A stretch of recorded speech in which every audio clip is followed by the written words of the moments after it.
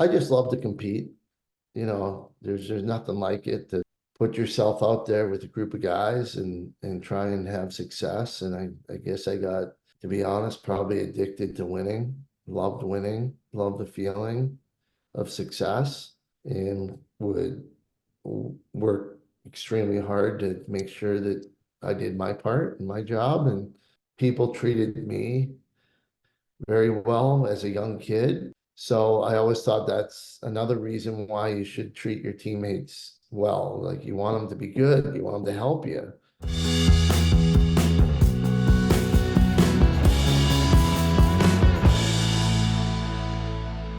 Welcome back, or welcome to Grateful and Full of Greatness. I'm your host, Mark Lacini. On this podcast, I sit down with guests who, in my opinion, live their lives with the pursuit of greatness in mind. This platform allows me to discuss and explain strategies that go into reaching peak performance. This is episode 57. My guest is Gary Gait, current head coach of Syracuse University men's lacrosse. He was a four-time All-American at Syracuse as a player and won 3 NCAA championships, awarded numerous individual and team awards along the way. As an assistant women's lacrosse coach at the University of Maryland, he won another 7 more national championships. He played professionally and internationally for roughly 20 years, winning multiple pro titles and gold medals in both indoor and field lacrosse. One of the greatest players, coaches, ambassadors in the sport, Gary is known for his sportsmanship, knowledge, and leadership at every level. He's on an extremely short list of all-time athletes and coaches, Hall of Fame through and through. So without further ado, Gary, thank you so much for carving out the time to come on here. That's quite an intro. Thank you. You're welcome, and it's well deserved. I mean, and congrats on the season so far. I know we're speaking in early March here, and you guys are within the top 10. I guess I just want to start off with current events and what's leading to your success so far as a team. Sure. Love to chat about it. So tell me, you have a great group of men. I know you have a deep roster, but what would you point to as the factors that are making you guys successful so far? Well, it kind of started, 2 years ago when I took over the men's program after coaching the Syracuse women's team for 14 years. The opportunity came up to coach the men's right after COVID. And, it was an incredible opportunity, and to coach a team that I never thought in my wildest dream that, certainly as a player at Syracuse University, that I'd ever be the coach. And it's still got to pinch myself every once in a while to say, I've talked to my old coach, Roy Simmons Jr., and kind of laughed. And, I'm like, I never thought coaching, when I was in college, I didn't think coaching was ever a job, or there would be an opportunity to do that. And to be able to come back to Syracuse was amazing. And then to have a chance to become the men's coach was amazing. And with that came the responsibility of trying to bring the program back to championship standard. And that's really been the process the last 2 years, is changing the culture and adapting to the times in recruiting, in behaviors on and off the field. And there was some work to be done. And, it's been fun. It's been 2 years. We started out my first year 4-10. Not great. Had lots of issues trying to get buy-in to the things that we wanted to do and how we wanted to be as a championship caliber team. And then last year, the second year, recruited some transfers. Number 1 ranked recruiting class came in, and we started working with them along with a few transfers to change the culture and change the way that we were doing things at Syracuse. And they were on board. This year we were by far the youngest team in the top 25 in college lacrosse last year. We were playing more freshmen than anybody, and it was really our chance to try and give these young guys an opportunity to grow quickly. So that's what we did last year. We ended up 8-7, got some great experience. And then because of the turnaround from a 4-10 to a 8-7, all of a sudden we were able to attract top transfer portal kids. And that's something we couldn't do the year before. After a 4-10 season, people weren't eager to come play for Syracuse because they didn't think they were going to get a shot to compete in the tournament and that sort of thing. So it made it really tough. And we finished, as I always say, we finished second on a lot of transfer kids, that year. And this year, we were able to finish first on some of the best recruits, transfer recruits in the country. And the media out there is kind of dubbed that we won the transfer portal. And what I love about the kids that we got is they're all former captains from their previous teams. They're all mature. They've all, graduated from their respective schools in undergrad, and they want to come and they want to compete for a national championship. So it's really made a difference this year. And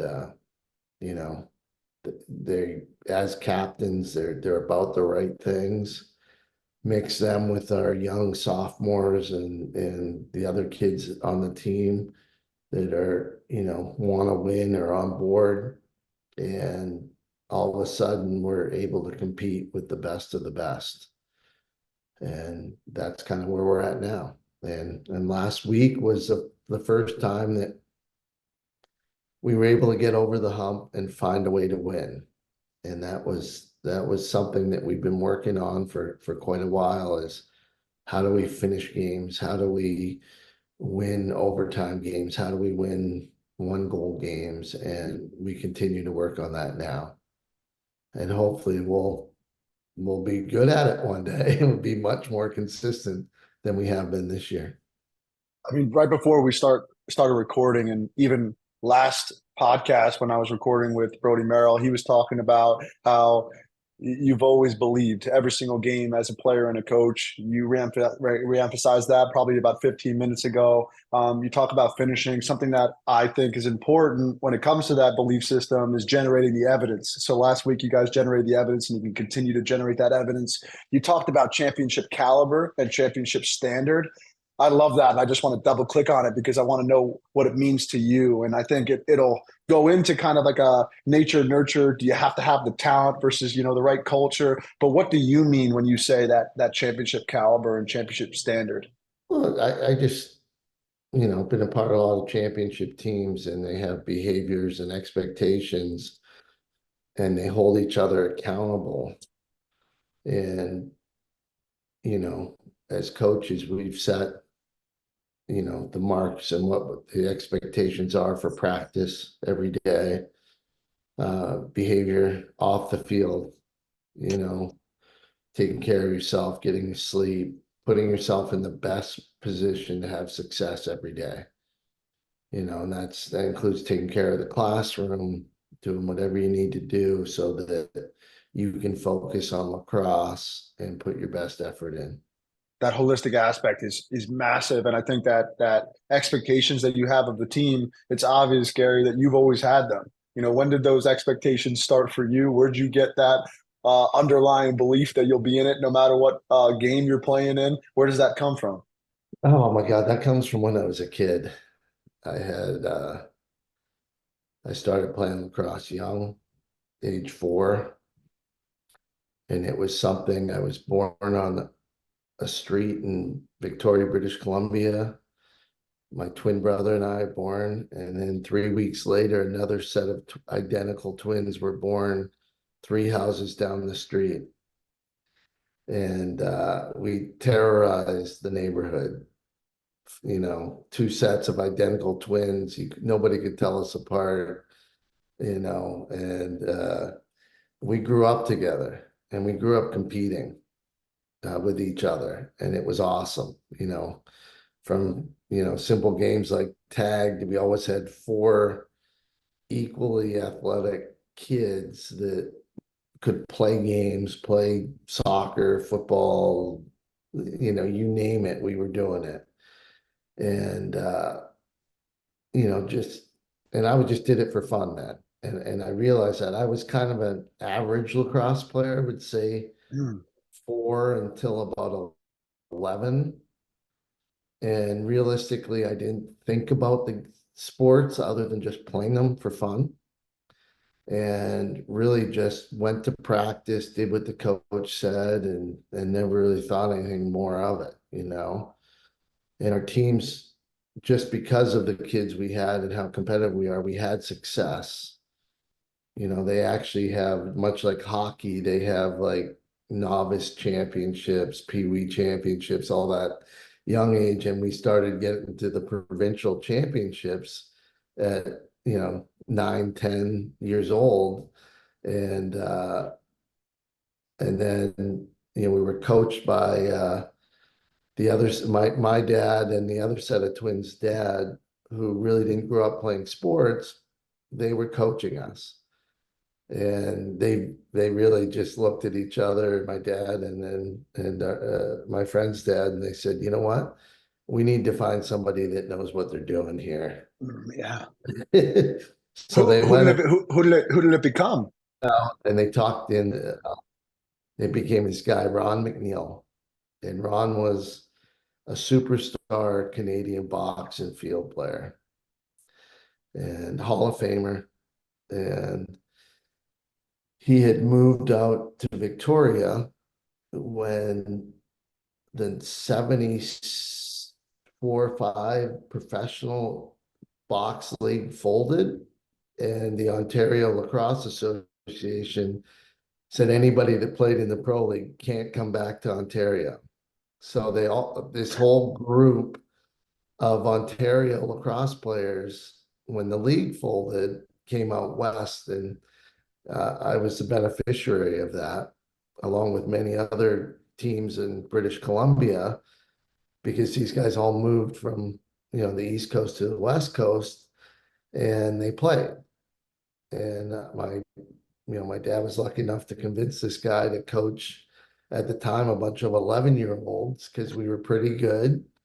And he was this is 1979, 78, 79.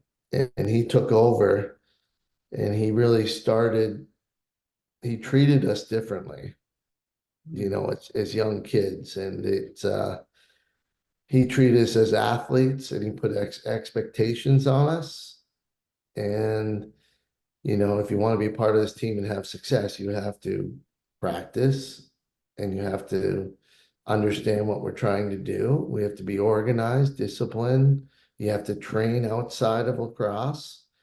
So we were doing things that was very unique at the time, but even more unique is that, 12-year-olds were doing meditation and visualization as a team. 1979. We were doing interval training, modern training methods for conditioning at that age. It was pretty funny when I look back, like what parents would let their 12 tell, but we just kept winning. So they were like, Right. okay, Yeah. we were very organized, very disciplined, and we had success. And it was the year that, changed me for lacrosse. And I went out and he not only did the training aspects, the mental preparation, but he really, for me, was a great coach because he taught me how to learn the game.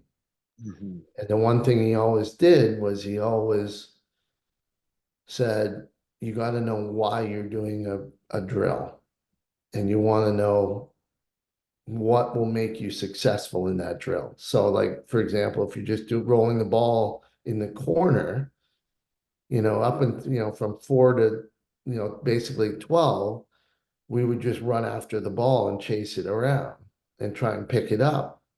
And he came in like first practice. He said, well, here's what you really want to do. You want to cut your player off, step in front of them so that you get an uncontested ground ball and it's easy to pick up. And then when you pick it up, you turn away and get your head up and look for an open player. So it was certainly a different way of coaching than just doing drills that, my dad and his buddy were saying, well, you just go get the ball in the corner and hopefully you win it. I'll say this. I almost say it once per podcast. Like the Yeah. things that lead to lasting behavioral enhancement are the power of role models, goals plus an action plan, and having standards or expectations. And the fact that you just brought up them in the first two questions that I asked you, you had these role models really early on. Both it was both your friends, but also bringing Ron into the picture and your father to have the wherewithal. Two books that come to mind. There's a book called Bounce, the ping pong book, and how at one point the top players in the entire world all came from the same street. And that's because they had the same access to this one ping pong table that their gym teacher left open. And then the other book that came to mind is Outliers, on these like serendipitous things that happen in your life that give you that kind of edge and that edge and the edge. And the fact that it falls through in 1974 and he comes out to Victoria and you're given that opportunity. It's like, that's just amazing how the stars aligned there. And I guess one of the questions I wanted to ask you was, you said, I did what the coach said to do, So you were coachable at a very young age.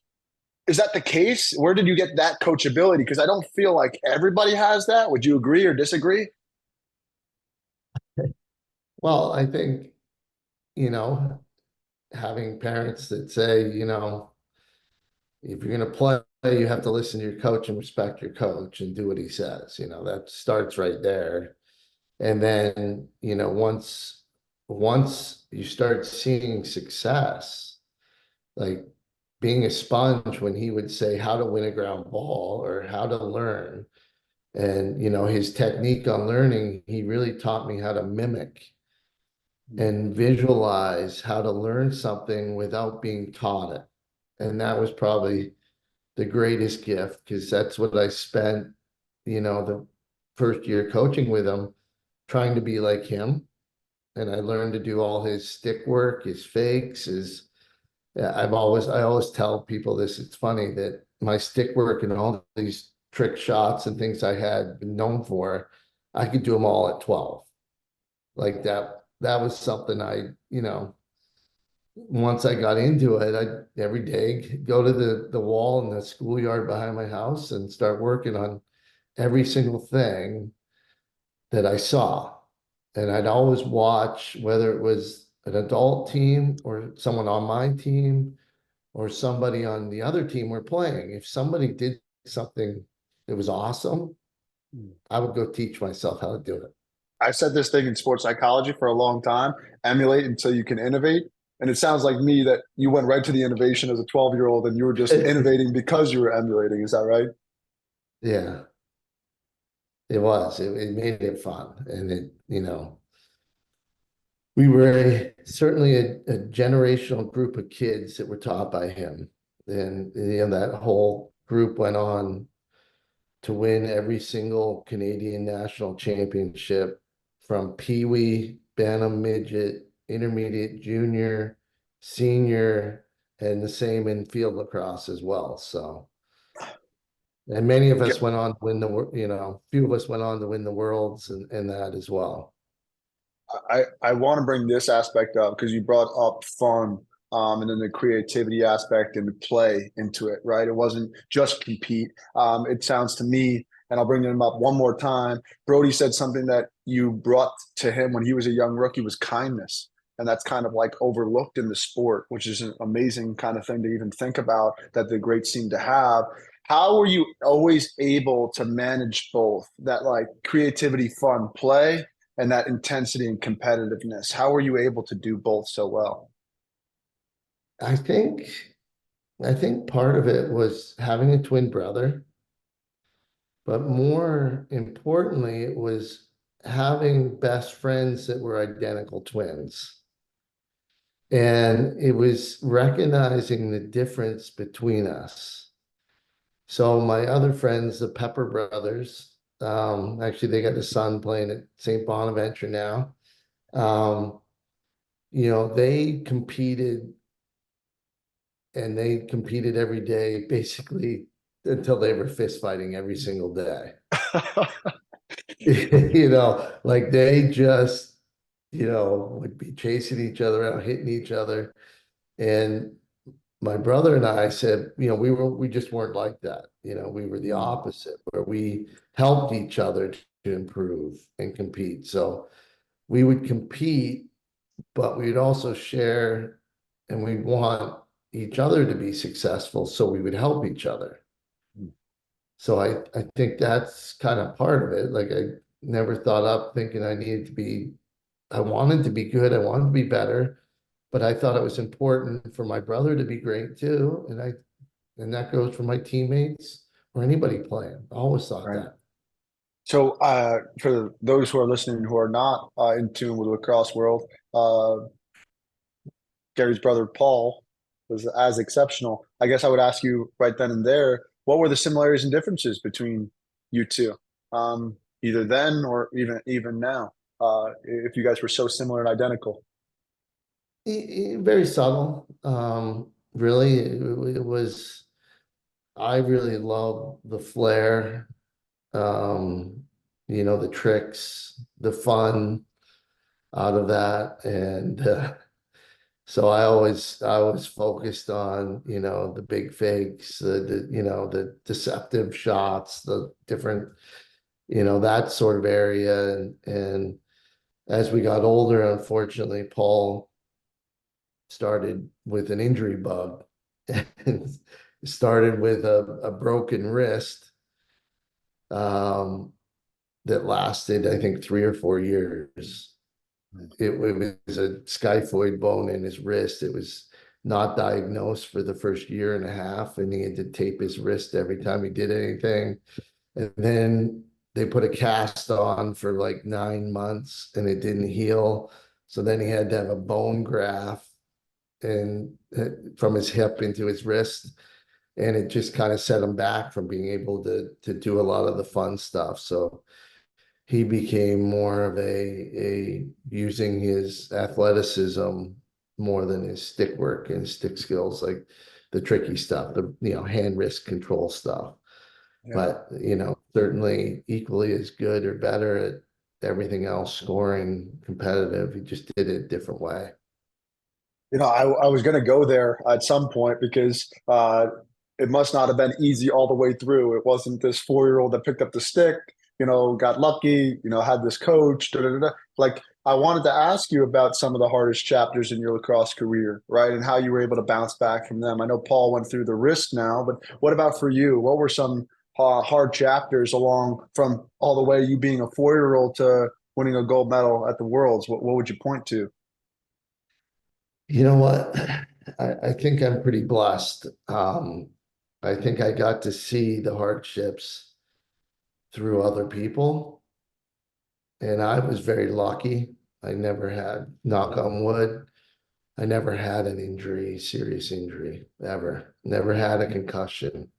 Like, and everything my brother had, I would joke and say, I really appreciate you taking all the injuries for me. And it wasn't great. I had a, hamstring tweak here or there, calf pull here or there, but never had any significant injury over my however long I played, a long time. So then a big part of this podcast is that gratitude aspect. And you brought up Ron earlier, you brought up Roy Simmons. Maybe if you want to talk about Roy at all, but are there any other influential figures in your lacrosse journey, whether they were a teammate or a coach, that were really instrumental in your growth? Oh yeah. A guy by the name Chris Hall, who is a Hall of Fame member. He was a Canadian national coach, but he was a coach of the Victoria Sea Spray lacrosse in 1979. The Canadian national team won their first world championship in field lacrosse. And that sparked funding to start field lacrosse again across Canada. At that time, there were no field leagues. There was nowhere to learn the game of field lacrosse. It was all box lacrosse.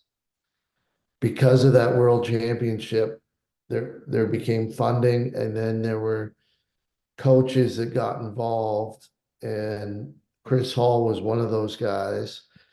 And my dad got involved. He actually found the sponsor, Sea Spray Properties, and they sponsored a from youth to senior field program that started in 1979. So I started playing field lacrosse at 12, started playing box. So it all came around. And amazingly enough, within 2 or 3 years, Chris Hall was nice enough and saw the success we were having with that special group of that team that with Ron McNeil, we started playing field lacrosse as well.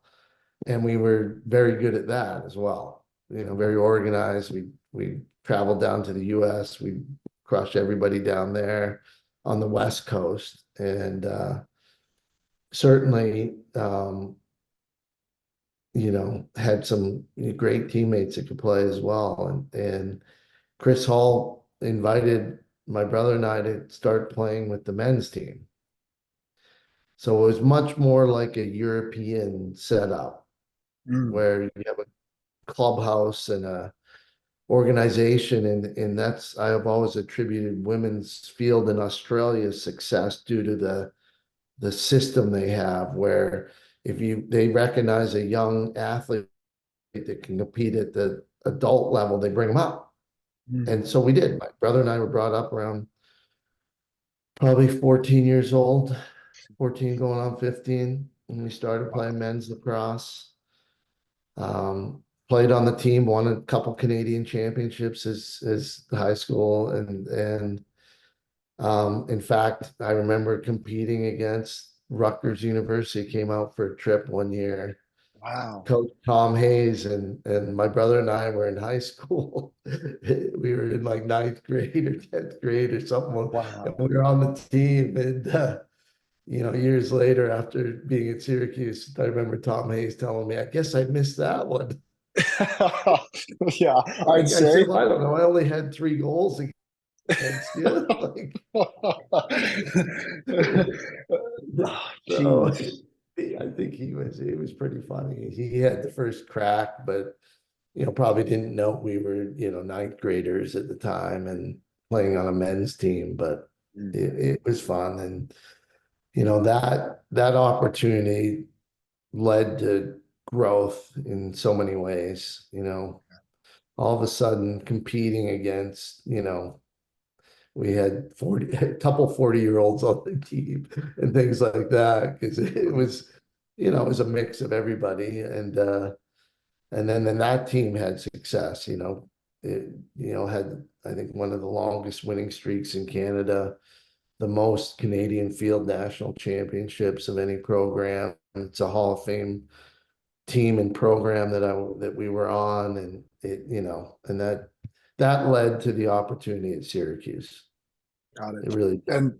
And the it sounds like to me, no wonder the game slowed down for you at such a young age. I mean, you look at the competition you're playing against. Once you got to Syracuse, and then you played professionally and then internationally, obviously your game has to evolve, and you have to use different things than you were doing when you were in ninth grade. Could you talk about that evolution, about how your game had to even keep going to another level? Yeah, absolutely. You know, just to finish that how to get to Syracuse, it was got invited at just turned 16, and we got invited to try out for the Canadian national team. So I started the national process before college. So tried out for Canada, and the coach was Bobby Allen. He's a Peterborough Hall of Famer, lacrosse guy. He coached the 79 World Championship team and coached through 86 as the head coach. And he and Chris Hall talked him into inviting a couple, high school kids out.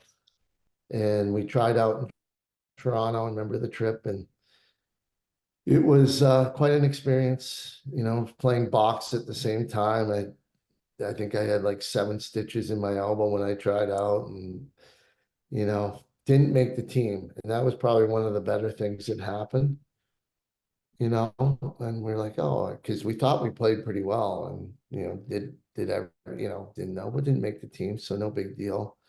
And, years later, he came back and said, well, you were better than the guys I took, but you were just so young. We just thought we'd take older guys. And Bobby apologized and said, I probably should have taken you, but who would have known, right? You're so young. Right. Yeah. You're really going to take some 10th graders to a Canada national team. But he sort of, because the next opportunity was the '90 World Championships, which we did play in. Mm. So, but Bobby was the one that called Coach Simmons and said, if nothing else, I owe you one. I got these two high school kids that tried out. And he said, I guess I don't know what he said, but whatever he said, Coach Simmons was definitely, he was bought in and he was ready to Awesome. go. Awesome. So that's And you how we got to see. and you said it was one of the best things for you Oh yeah, getting probably. cut. You gotta learn to fail and get back up and get better. So, Yeah. if you always, that was quite a year. I ended up playing in my first Mann Cup that summer as well. So I Remarkable. was just 16 playing in a Mann Cup is pretty cool. In Peterborough, Ontario, another trip out east. So it was fun. As your game evolved, and this should probably be the last question as you as an athlete, how did you maintain the motivation to play for such a long time and have such an illustrious career and have the longevity that you had? I just love to compete. There's nothing like it to put yourself out there with a group of guys and try and have success. And I guess I got, to be honest, probably addicted to winning, loved the feeling of success, and would work extremely hard to make sure that I did my part and my job. And I think that's why I always, people treated me very well as a young kid. And it's probably because they thought I could help them win or help them do something, I'm assuming. So I always thought that's another reason why you should treat your teammates well. Like, you want them to be good, you want them to help you. So I always think that's important and respect them and help them and give whatever you can to help the team be successful. So that was extremely important. It's pretty rare to have that kind of transition to coaching where you're just as exceptional as a coach as you were a player. Could you talk about kind of what transferred well for you as a player to coach and what kind of needed to be different? Well, that's pretty easy for me. Like, again, young, 15, my brother and I took over a team. We were asked to coach a 12-year-old team. So we were we were co-head coaches of the B team, not the A team, of the same organization we played for. That were 3 years younger Wow. than us. Oh, wow. And we were encouraged by our coaches to do it and said, you're capable. But the whole reason that I felt good was how I was taught to learn a game. And that was to understand why you did drills, how it correlated to success on the floor. So I was being trained basically to be a coach and teach the skills of the game of lacrosse. And I think, getting a taste of it young, I loved it. We only did it one summer because we were too busy any other time because we started playing for multiple teams and other sports and everything else going on. So, but and I didn't realize that was going to be something down the road, finishing in Syracuse. I never thought I was going, like, no one ever said you should become a coach. There was no pro lacrosse at the time. There was, in Canada, everything was volunteers. If you're a coach, you just volunteered. It was never a job. Coach Simmons I saw, and it was a job for him, but he had to have another job because he wasn't really getting paid to do it. So, or not paid well. So I never thought of it as a career. And but I did get into the camp business because I love to teach kids. So, started a long career of camps, when I was finished at Syracuse, started Gait Brothers lacrosse camps and started putting on camps all around the country. Amazing. And passing on what I learned, how to learn why you do drills, what drills correlate to in a game, when you do things, when you don't. And I just started, teaching that way. And again, never really thought of becoming a coach. And then I was working for STX Lacrosse at the time, and my coworker, Aaron Millen, was offered a job to coach at the University of Maryland. And she didn't want it. She was an alum from there, coaching played women's lacrosse, and she didn't want to take the job, but she knew I was looking to do something different than what I was doing. She said, "Why don't you look at it?" And so Cindy Timshall called me, and I went down and met with her and said, "Sure, I'll give this a shot. I'd love to do this." She was flexible and willing to work around my pro lacrosse career and my endorsement of SDX lacrosse and all of that. And she said, "Yeah, I can make that work." And so she, it was an hour commute each way, but I was in, and And you I found success started. there. You found success there right away, and for 7 years in a row. I think I was researching. But take us inside of that. How do you guys? I was there How are you guys? 9 years. The first year, again, I had seen like 10 minutes of women's lacrosse, honestly. At the North-South weekend, I saw the North-South women's game for 10, 15 minutes. And they had these wooden sticks and they were running around, cradling, very unique, like windshield wipers. And I'm like, what? Like, I was just kind of perplexed by how they could play like that. So Cindy was awesome. And she said, "Gary, help me here, help teach these players how to be better and improve their stick work, improve everything."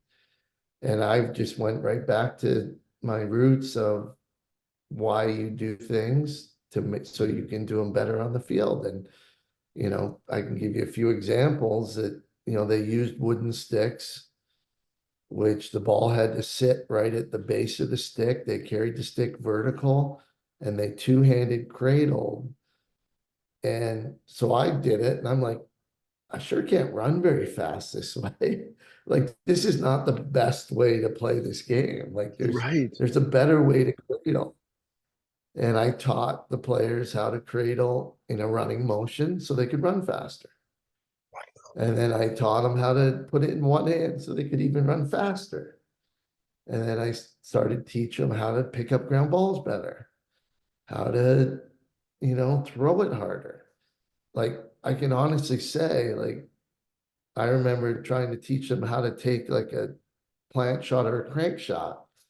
And I would say that, 2 out of 10 knew what that was Mm. or could do it. Hmm. And the rest of them, I'd say, take a crank shot or a plant shot, and they would just shoot on the run. And they wouldn't, because they just never, like, nobody taught them any of these things.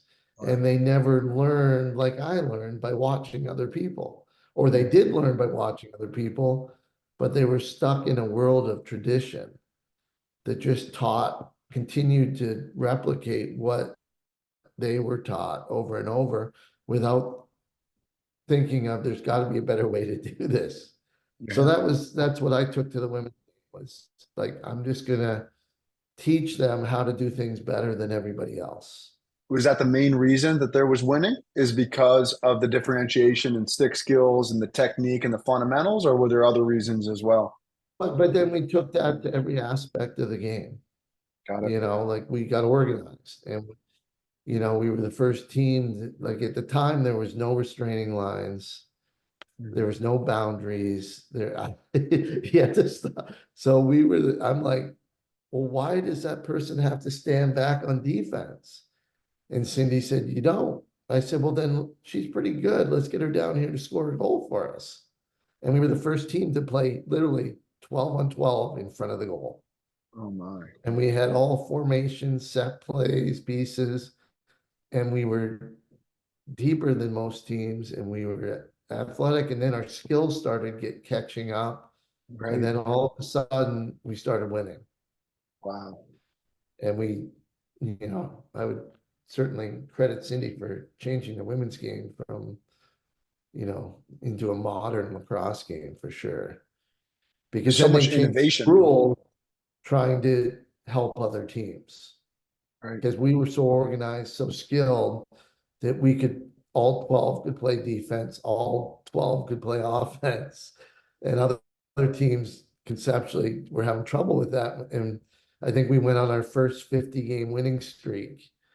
And then they changed the rules to put restraining lines in and make it 7-on-7. Then we went on another 50-game winning streak after that.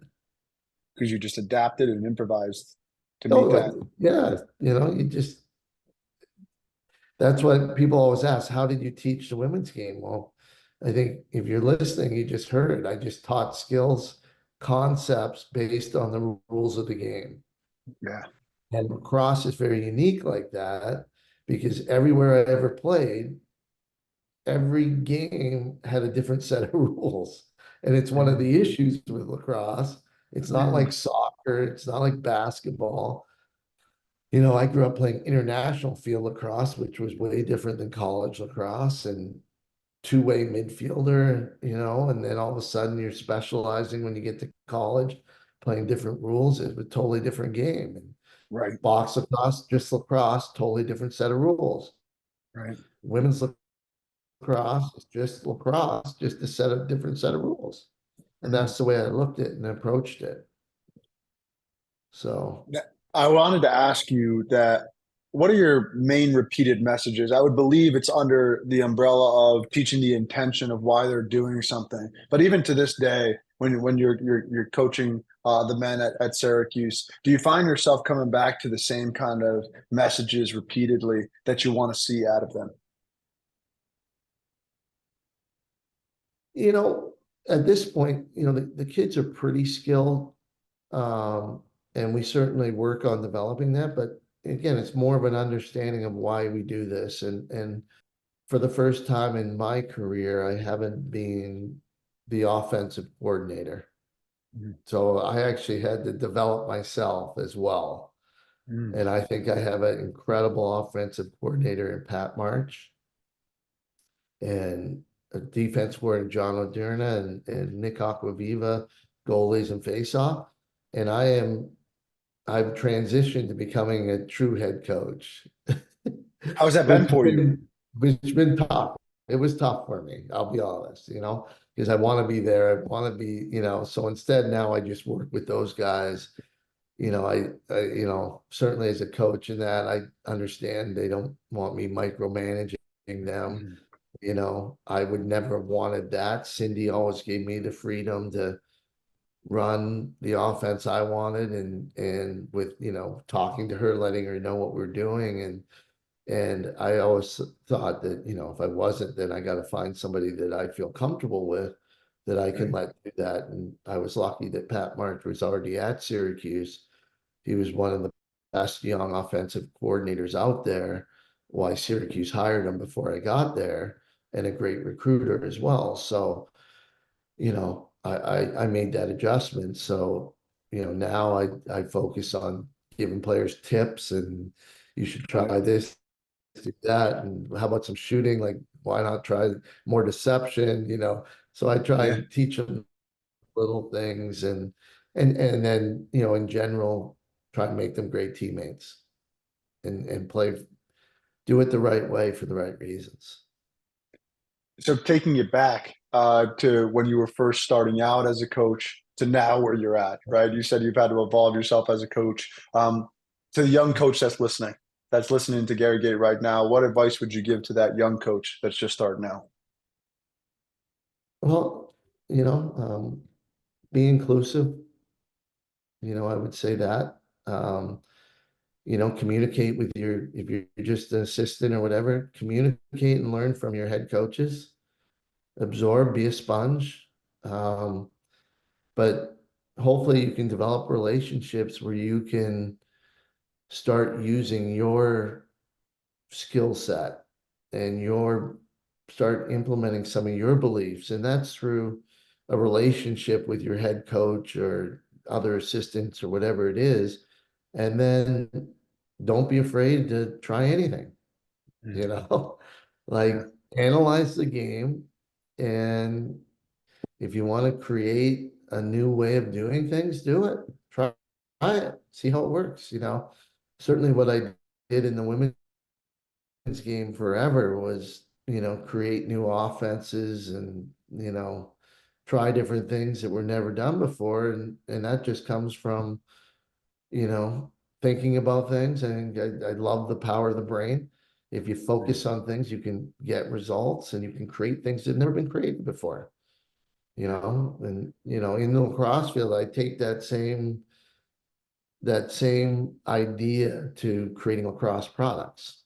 And then my brother and I have a list of patents and ideas and things that were not done before, but there's always a way to figure out how to do it if you put enough time and energy to think about it.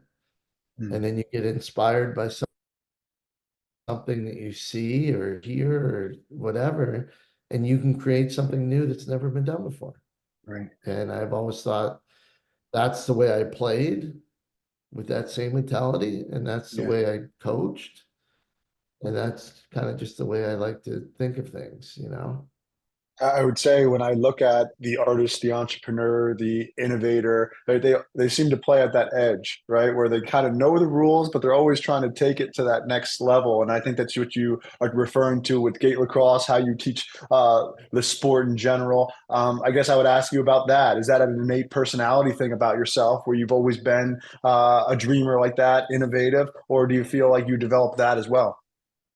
I think that started young, much like the lacrosse side of things. Um, very middle class family. When we were young, I had an older brother, dad, that anytime he made anything, we never really bought a lot of things.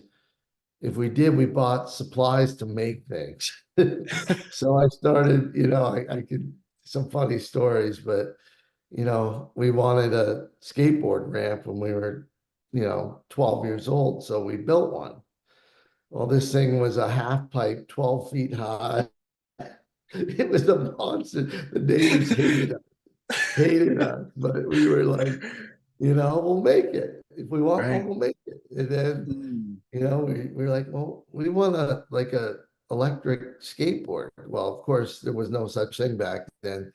So we grabbed the lawnmower, bolted it on the back of a skateboard that we made, and Amazing. we'd make our own skateboards. We'd make the boards, laminate them, do all that. And I always loved the feeling of making something and creating something. Mm. And when I was young, my father was in the construction supply business. So my jobs were typically, I started working young, and they were, from bricklayer helpers to labor construction to all of that. So I always saw the results of hard work in making something. And I Mm. always thought that was kind of cool. I still drive back home and say, I helped build that. I helped build that. And you can see what you've done. And, but along with that, you had to solve problems, and you had to figure out how to do things.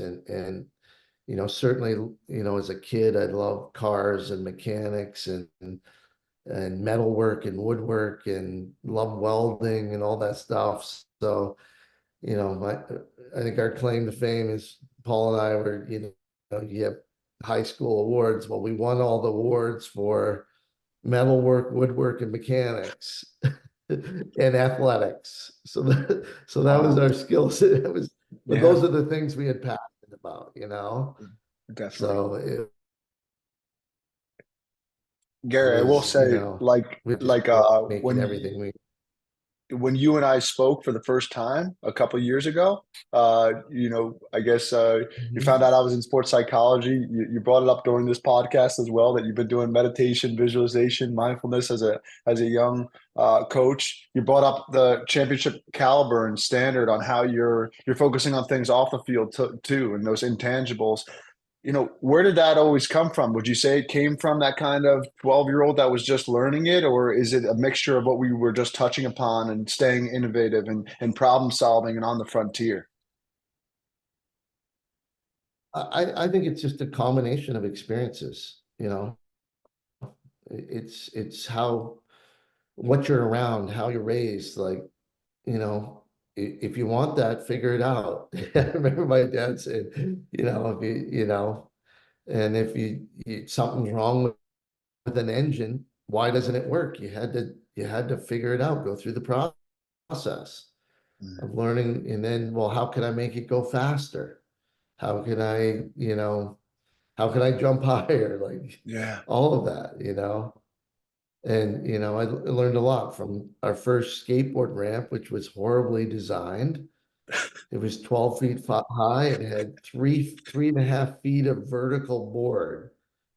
Well, I spent a year trying to launch off the top of it, when in reality, I was already launching off the top of it about 3.5 feet. Because when we realized all these competitions, the ramp vertical ended right where it started, so that you could leave the end of the ramp.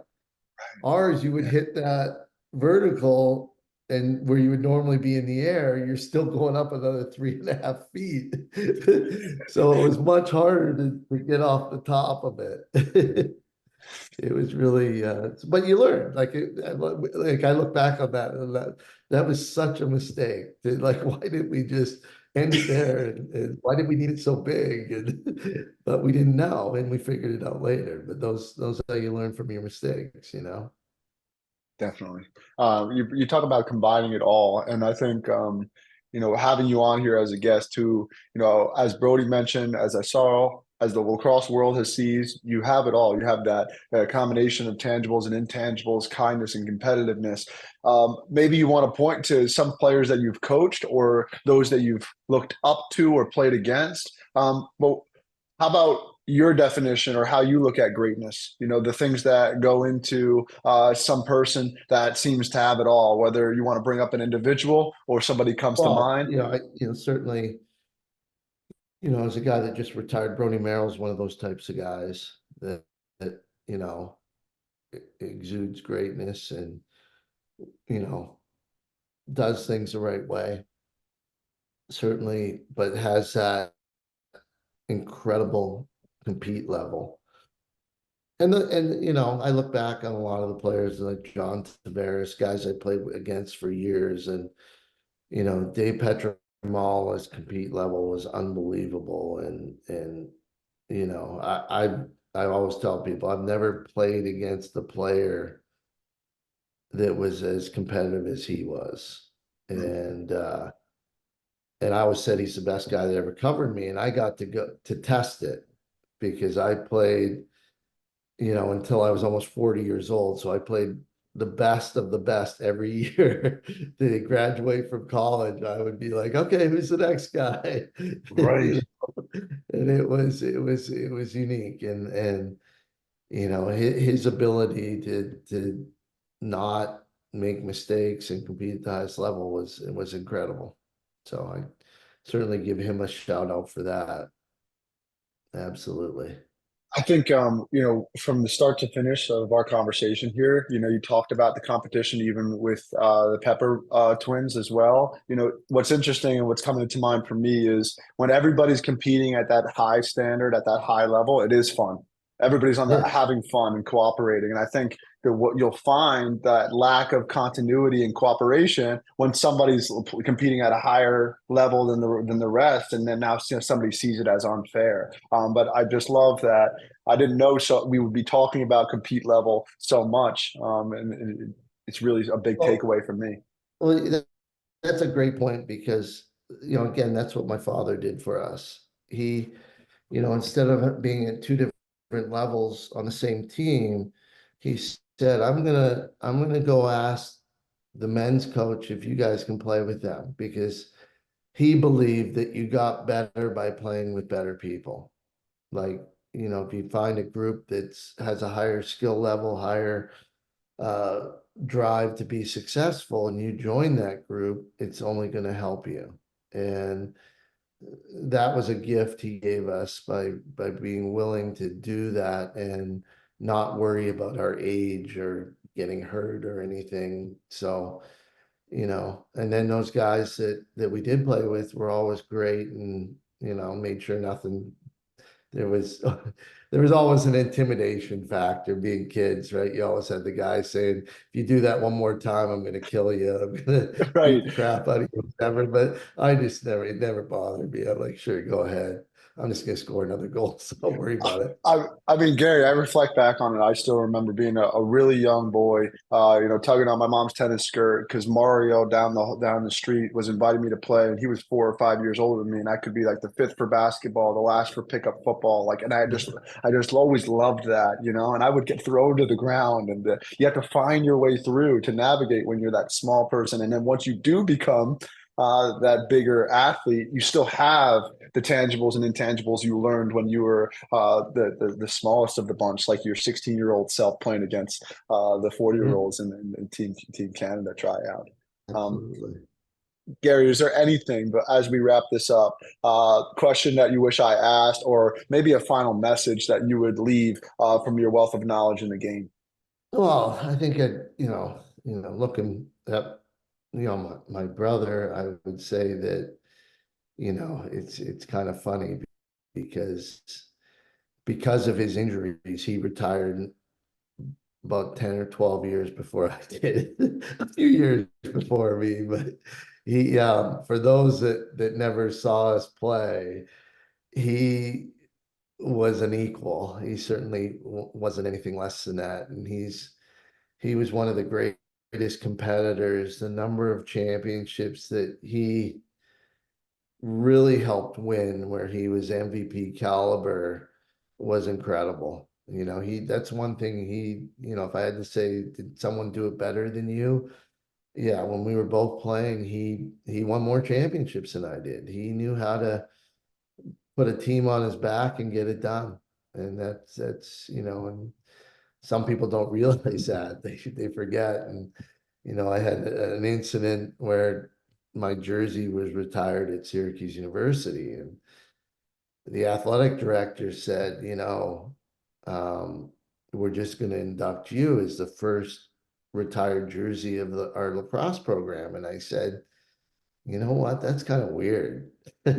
I said, I've been inducted in multiple Hall of Fames and everything, and we wouldn't have three banners hanging up there if I didn't have my brother Paul. And it was, he deflected and was like, well, the committee decided it should be just you. And the amount of teammates from that era that reached out and said, this is ridiculous. And it was to me. I was like, there wouldn't be a legacy without the two of us. So they're making it right this year. So that was 2 years ago, and now they inducted Mikey Powell last year, rightfully so, most decorated player ever to play at Syracuse University, and this year they're hanging Paul's jersey up, and I just want to make sure people recognize that his greatness it ended much earlier than mine, but it was incredible while he played. And I wanted to wrap it up there, but I have to double click and ask you one more question. From the Mikey Powells to your brother, you say put the team on their back, MVP caliber. Could you just explain that or tell a story about that, just because I want the listeners to leave saying, this is something you can coach or look to breed in yourself or your teams. I think it's hard to coach, it's just part of how a person is, I think. But the ability to make plays when they're needed, to step up to the challenge and just through will or just, some people, mental toughness, I guess, they believe they can get it done and they do it, and or they don't think about it, they just do it. Sometimes, I would say that was a lot of the way I did things. And I certainly didn't think about it in the game. I had incredible focus. I don't remember, I never heard, even when I coach today, I never hear the fans or like people always come up to me, do you hear what that guy was saying or what the other coach was yelling? I'm like, no, I didn't. I'm dialed in, I'm focused. And that's the way I think as players you need to be if you want to be truly great. You got to be able to let everything else go and just play. And, guys like Mikey Powell, Paul Gait could do that. Casey, all those guys, they just had a love for playing and they believed in themselves. And when you needed a big play, it was easy. Well, It was Gary, easy I for mean, them. I'll wrap it up there and just say, I love learning from you, even in this hour. But from the first phone calls we had, I really appreciate you giving me a call, and it's an absolute privilege of my life to right now to be working with the Syracuse women's team. Well, I And appreciate what you're doing with them too. Thank you for that. It's and awesome. thank you so much for this conversation, and I look forward to the future of our conversations to come. Yeah. Well, I know I'll see you down the road at one of the Syracuse women's games, hopefully in the Final Four or something like that, and we'll have some fun. Absolutely. Thanks. Thanks, Mark.